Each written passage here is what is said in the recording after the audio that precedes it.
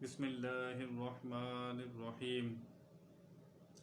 میرے پیارے آقا صلی اللہ تعالی علیہ وسلم کی پیاری پیاری احادیث کے ساتھ اور سیرت مصطفیٰ صلی اللہ تعالی علیہ وسلم کی آپ کے سامنے کچھ باتیں عرض کروں گا کہ تمام نبی معجزات لے کر آئے، کسی کو کچھ معجزات عطا ہوئے، کسی کو کچھ معجزات عطا ہوئے، لیکن میرے آقا صلی اللہ تعالی علیہ وسلم وہ ہستی ہیں کہ اللہ تعالی نے آپ کو سر سے لے کر پاؤں تک معجزات عطا کیے تھے۔ آپ کے بالوں میں کمال رکھا، آپ کی آنکھوں میں کمال رکھا، آپ کے ہاتھ میں کمال رکھا، آپ کے پاؤں میں کمال رکھا۔ آپ جس پر نظر کرتے تھے اس کی دنیا بدل جاتی تھی۔ تو آج جو میرا موضوع ہے وہ ہے نبی پاک صلی اللہ علیہ وسلم کے پیارے پیارے منہ مبارک۔ اس کی کتنی شان ہے آپ سماعت فرمائیں گے۔ ایک شاعر لکھتا ہے، سوکھے دانوں پر ہمارے بھی کرم ہو جائے، چھائے رحمت کی گھٹا بن کے تمہارے گیسو۔ ہم سیاہ کاروں پہ یارب تپیش محشر میں سایہ فگن ہو تیرے پیارے کے پیارے گیسو۔ حضرت علی کرم اللہ وجہہ فرماتے ہیں، حضور صلی اللہ علیہ وسلم کے بال مبارک نہ تو بالکل گھنگریالے تھے اور نہ بالکل سیدھے تھے، بلکہ ان دونوں کے درمیان تھے۔ نہ حضور اکرم صلی اللہ علیہ وسلم کے بال گھنگریالے تھے نہ بالکل سیدھے تھے، اس کے درمیان تھے۔ اور آپ سیدھی مانگ نکالا کرتے تھے، یعنی بیچ کی مانگ آپ نکالا کرتے تھے۔ حضرت محمد بن سیرین تابعی رضی اللہ تعالی عنہ فرماتے ہیں، میں نے عبیدہ سے کہا کہ ہمارے پاس حضور صلی اللہ علیہ وسلم کے کچھ بال مبارک ہیں۔ حضرت محمد بن سیرین تابعی ہیں، انہوں نے حضرت عبیدہ سے کہا کہ ہمارے پاس حضور صلی اللہ علیہ وسلم کے بال مبارک ہیں، جو ہمیں حضرت انس یا اہل انس سے ملے ہیں۔ یہ سن کر حضرت عبیدہ نے کہا، میرے پاس ان بالوں میں سے اگر ایک بال کا ہونا میرے نزدیک دنیا میں ما فیہا سے محبوب تر ہے۔ حضرت عبیدہ فرما رہے ہیں، اگر میرے پاس یہ ایک بال ہوتا تو دنیا میں جو کچھ ہے مجھے ایک بال اس سب سے زیادہ عزیز ہوتا۔ ایک طرف حضور کا ایک منہ مبارک ہوتا اور دنیا میں جو کچھ ہے وہ ایک طرف ہوتا، اور صحابی فرما رہے ہیں کہ مجھے وہ بال عزیز ہوتا۔ اب حضور کے بال مبارک کی شان سنیے کہ صحابہ حضور کے منہ مبارک کی تعظیم اور کیسا ادب کرتے تھے۔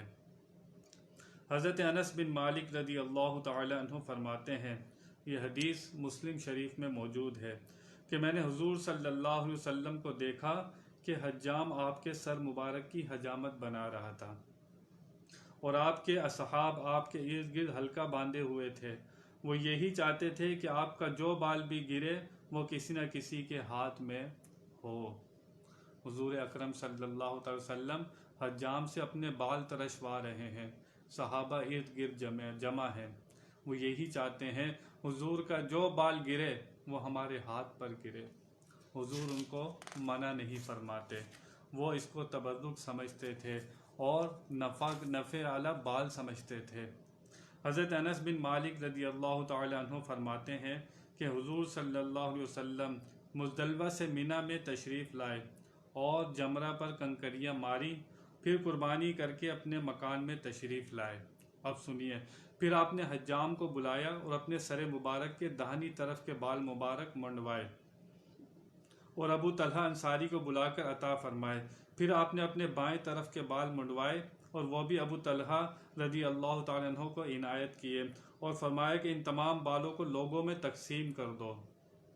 حضور قربانی کرنے کے بعد اپنے بال مبارک ترشوا رہے ہیں، ابو طلحہ کو دے رہے ہیں اور فرما رہے ہیں ابو طلحہ کو دو اور یہ کہو کہ وہ داہنی طرف کے بال جو کٹے ہیں وہ لوگوں میں تقسیم کر دیں۔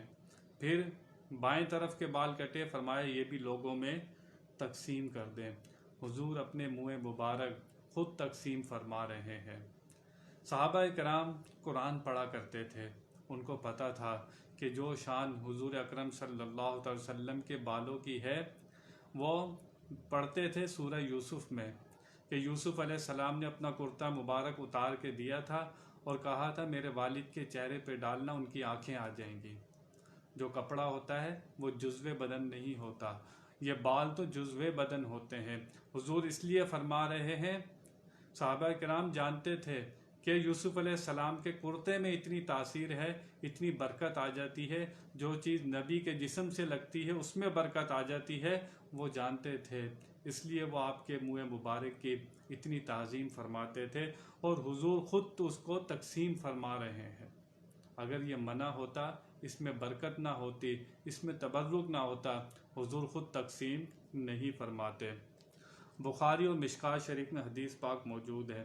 حضرت عثمان بن عبداللہ رضی اللہ تعالیٰ عنہ فرماتے ہیں کہ میری بیوی نے مجھ کو ایک پانی کا پیالہ دے کر ام المؤمنین حضرت ام سلمہ کے پاس بھیجا، اور میری بیوی کی یہ عادت تھی کہ جب بھی کسی کو نظر لگتی یا کوئی بیمار ہوتا تو وہ برتن میں پانی ڈال کر حضرت ام سلمہ رضی اللہ تعالیٰ عنہ کے پاس بھیج دیا کرتے، کیونکہ ان کے پاس حضور صلی اللہ علیہ وسلم کے منہ مبارک تھے۔ تو وہ رسول اللہ کے اس بال کو نکالتی جس کو انہوں نے چاندی کی نلی میں رکھا ہوا تھا، اور پانی میں ڈال کر ہلا دیتی، مریض وہ پانی پیتا، اسے شفا ہو جاتی۔ مومنوں کی ماں، حضور کی زوجہ، کوئی بیمار ہو جاتا مدینے میں، وہ اماں صحابہ کے پاس آ جاتا، اور وہ نبی پاک صلی اللہ تعالی وسلم کا بال مبارک ایک نلی بنائی ہوئی تھی لمبی سی چاندی کی، اس میں رکھا ہوا تھا تاکہ حضور کا بال مڑے بھی نہ، نالی رکھی ہوئی تھی لمبی، تاکہ یہ بے ادبی نہ ہو کہ یہ بال مبارک مڑ بھی جائے۔ تو آپ نے رکھا ہوا تھا، پیالے کے اندر وہ گھول دیتی تھی، جو پیتا تھا اسے شفا ہو جاتی تھی۔ صحابی حضور کے بالوں کا اتنا ادب کریں، اتنی تعظیم کریں، آپ سن رہے ہیں۔ حضرت خالد بن ولید رضی اللہ تعالیٰ عنہ فرماتے ہیں کہ خوش قسمتی سے حضور صلی اللہ علیہ وسلم کی پیشانی مبارک کے بال میرے پاس تھے، میں نے ان کو اپنی ٹوپی میں آگے سی رکھا تھا۔ ان بالوں کی برکت تھی کہ عمر بھر جہاد میں فتح و نصرت حاصل ہوتی تھی۔ بالوں میں سی لیا تھا ٹوپی کے، حضور صلی اللہ علیہ وسلم کے سامنے کے بال تھے حضرت خالد بن ولید کے پاس، آپ نے اپنی ٹوپی میں سی لیے تھے، اور آپ جنگجو صحابی ہیں، ہمیشہ جنگ پہ رہتے تھے زیادہ تر آپ، اور آپ نے جتنی جنگیں جیتی، آپ کا اپنا بیان ہے، مجھے جس جنگ میں فتح ملتی تھی اسی ٹوپی کی برکت سے ملتی تھی۔ یہ ٹوپی میرے پاس تھی، اور جس جنگ میں یہ میں ٹوپی بھول گیا تھا مجھے شکست ہونے لگی تھی۔ اس ٹوپی کے اندر یہ کمال تھا، وہ کہتے ہیں کہ یہ بال مبارک کا کمال تھا جو میں اپنی ٹوپی میں سی ہوئے تھے، اس کی برکت سے اللہ تعالیٰ مجھے ہر جنگ میں کامیابی عطا فرماتا تھا۔ جب حضرت یوسف علیہ السلام کے کرتے میں اتنی تاثیر آ سکتی ہے کہ یوسف علیہ السلام فرمائیں یہ میرا قمیض لے جاؤ، میرے والد کے چہرے پہ ڈالنا، ان کی آنکھیں آ جائیں گی، تو حضور اکرم صلی اللہ تعالی وسلم کا بال مبارک تو بدن کا حصہ ہے، اس میں کتنی برکت ہوگی۔ حضرت علی شیر خدا کرم اللہ وجہہ فرماتے ہیں، میں نے حضور صلی اللہ علیہ وسلم سے سنا کہ آپ اپنا ایک منہ مبارک ہاتھ میں لیے ہو فرما رہے تھے، جس نے میرے ایک بال کو بھی اذیت پہنچائی تو اس پر جنت حرام ہے۔ آپ فرما رہے ہیں اپنا ایک منہ مبارک اپنے ہاتھ میں لے کر حضور اکرم صلی اللہ تعالی وسلم کہ جس نے میرے منہ مبارک کو تکلیف پہنچائی اس پر جنت حرام ہے۔ اتنی بڑی بات، جو حضور کے ایک بال مبارک کو اذیت پہنچائے، جنہوں نے بھوکا پیاسا کربلا میں، حضور کہتے تھے یہ میرے دونوں شہزادے ہیں، یہ دونوں میرے پھول ہیں، جنہوں نے وہاں شہید کیا آپ کو، ان کے لیے کوئی جنت کا تصور کر سکتا ہے؟ حضور فرماتے جو میرے ایک بال کو تکلیف دے گا وہ جنت میں نہیں جا سکتا۔ تو آپ خود اندازہ کر سکتے ہیں۔ یہاں یہ سوال پیدا ہوتا ہے کہ بال ایک ایسی چیز ہے جس کو کاٹنے اور ترشنے سے ایذا نہیں ہوتی، پھر اس تکلیف کا کیا مطلب؟ حالانکہ بال کو کاٹا جائے، جس طرح بھی کاٹا جائے، انسان تکلیف نہیں محسوس کرتا، لیکن حضور فرما رہے ہیں جو میرے ایک بال کو تکلیف دے گا جنت اس پر حرام ہو جائے گی۔ مقصد کیا تھا؟ اس بات کو سمجھنے کے لیے قرآن پاک کی ایک دو آیتیں میں آپ کے سامنے پڑھتا ہوں۔ اللہ فرماتا ہے وَإِن مِّن شَيْءٍ إِلَّا يُسَبِّحُ بِحَمْدِهِ وَلَكِن لَّا تَفْقَهُونَ تَسْبِيحَهُمْ۔ ترجمہ، اور کوئی چیز ایسی نہیں مگر وہ اللہ کی تسبیح کرتی ہے اور اس کی تعریف کے ساتھ، لیکن تم ان کی تسبیح کو سمجھتے نہیں۔ دنیا میں، کائنات میں کوئی ایسی چیز نہیں ہے جو اللہ کی حمد و ثنا نہ کرتی ہو، اور تعریف کرنے کے لیے اس ذات کی پہچان بھی ہونی چاہیے، اس ذات کی صفات بھی معلوم ہونی چاہیے۔ کائنات میں کوئی چیز نہیں ہے جو اللہ کی حمد و ثنا نہ کرتی ہو۔ دوسری جگہ ارشاد فرماتا ہے وَإِن مِّنْهَا لَمَا يَهْبِطُ مِنْ خَشْيَةِ اللَّهِ، اور بلا شبہ ان پتھروں میں سے ایسے بھی ہیں جو اللہ کے خوف سے گر پڑتے ہیں۔ پتھر بھی اللہ کا خوف محسوس کرتے ہیں، پتھروں کو بھی اللہ سے ڈر ہوتا ہے۔ چنانچہ حضرت موسیٰ علیہ السلام ایک جگہ سے گزر رہے تھے تو آپ کو رونے کی آواز آئی۔ کوئی شخص بہت زور سے رو رہا ہے لیکن رونے والا نظر نہیں آ رہا تھا۔ آپ نے توجہ کی تو دیکھا ایک پتھر رو رہا تھا، ایک پتھر رو رہا تھا۔ آپ اس پتھر کے پاس گئے حضرت موسیٰ علیہ السلام اور فرمایا پتھر تو کیوں رو رہا ہے؟ اس پتھر کا بیان سنیں۔ اس پتھر نے کہا کہ میں نے سنا ہے کہ جہنم کا ایندھن انسان اور پتھر ہوں گے۔ میں اللہ سے معافی مانگتا ہوں کہ اللہ مجھے جہنم میں ایندھن نہیں بنانا، اس وجہ سے رو رہا ہوں۔ موسیٰ علیہ السلام آپ اللہ کی بارگاہ میں عرض کریں کہ اللہ تعالیٰ مجھے جہنم کا ایندھن نہیں بنائے۔ کائنات کی ہر چیز آپ دیکھ رہے ہیں وہ اللہ کو پہچانتی بھی ہے، اللہ کی تسبیح بھی کرتی ہے، اللہ کا خوف بھی رکھتی ہے۔ چنانچہ موسیٰ علیہ السلام نے اللہ کی بارگاہ میں دعا کی۔ اللہ تعالیٰ نے فرمایا موسیٰ علیہ السلام اس کو خوشخبری دے دو پتھر کو کہ ہم تمہیں جہنم کا ایندھن نہیں بنائیں گے۔ چنانچہ کچھ دنوں کے بعد موسیٰ علیہ السلام کا پھر وہیں سے گزر ہوا تو پتھر پھر رو رہا تھا۔ موسیٰ علیہ السلام نے کہا اب تو تجھے خوشخبری مل گئی ہے، تجھے جہنم کا ایندھن نہیں بنائیں گے، تو اب کیوں رو رہا ہے؟ اس پتھر کا جواب سنیں۔ پتھر کیا کہتا ہے؟ ہم انسان ہو کر اتنی عقل نہیں رکھتے جتنی اس پتھر میں عقل تھی۔ اس پتھر نے کہا اے موسیٰ، اسی رونے نے تو کام بنایا تھا، یہ رونا کیوں چھوڑ دوں؟ میرا رونا دیکھ کر تو آپ رک گئے تھے، آپ نے اللہ کی بارگاہ میں میری سفارش کی، یہ رونا ہی تو کام آیا ہے، میں اس کو کیوں چھوڑ دوں؟ پتہ کیا چلا؟ کائنات میں ہر چیز اللہ کی تسبیح کرتی ہے، ہمیں سمجھ آئے یا نہ آئے۔ قرآن کی 2 آیتیں میں نے آپ کے سامنے رکھی کہ پتھر ہر چیز دنیا کی اللہ کی تسبیح کرتی ہے۔ اب ان آیت مبارکہ سے پتہ چلا کہ حضور اکرم صلی اللہ علیہ وسلم کے بال جزو بدن تھے۔ جب کائنات کی ہر چیز تسبیح کرتی ہے، ادراک رکھتی ہے، فہم رکھتی ہے، تو حضور اکرم صلی اللہ علیہ وسلم کے بال مبارک بھی اللہ تعالیٰ کا صفات کو پہچانتے تھے، ادراک رکھتے تھے، اس کی صفات کو بھی جانتے تھے۔ اس لیے حضور فرما رہے ہیں یہ عام بال نہیں ہے، جو میرے ایک بال کو تکلیف دے گا وہ جہنم اس پر حرام کر دی جائے گی۔ جو بال کو تکلیف دے گا، جو حضور کے بارے میں الٹی سیدھی باتیں کرے یا کہے وہ مر کے مٹی مل گئے، آپ سنتے رہتے ہیں لوگ اس طرح کی باتیں کرتے ہیں جیسے ہم بشر ہیں وہ بھی بشر تھے۔ جو بال کو تکلیف دے اس پر جنت حرام ہو جاتی ہے۔ جو حضور کے گھر والوں کو برا بلا کہے، ان سے دشمنی رکھے یا حضور کے صحابہ سے دشمنی رکھے، وہ اپنا انجام پھر خود ہی سوچ لے۔